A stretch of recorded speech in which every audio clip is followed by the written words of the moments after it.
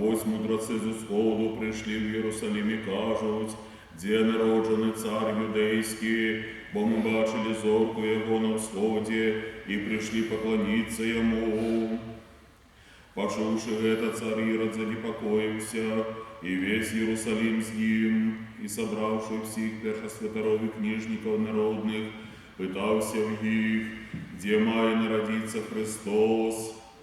И они ж сказали ему, у Вифлееме юдейским, так бо написано пророком, и ты, Вифлееме, земля Юдова, ничем не меньше сирот воеводства Юдовых, бо с тебе выйде, праводир, який буде пасвіть народ мой Израиля. Тоді Ірод употай, покликавши мудрецов, докладно выведал их час явления зорки, и пославши их у Вифлееме, он сказал, идите докладно доведайтесь про дитя, и коли знойдете, поведомьте мне, как и я пошел и поклонился ему, и они, выслухавши цара, пошли. І ось зорка, яку бачили вони на всході, йшла перед ними, покуль прийшовши, не стала над місцем, де було дитя.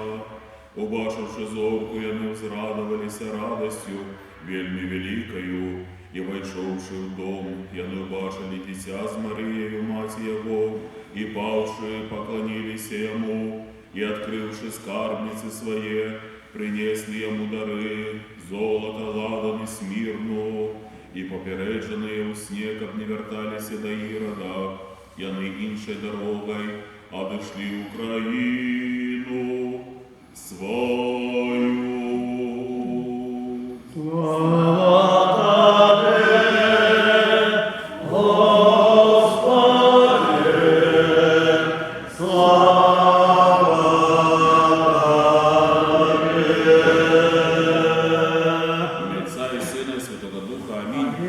Христос народився.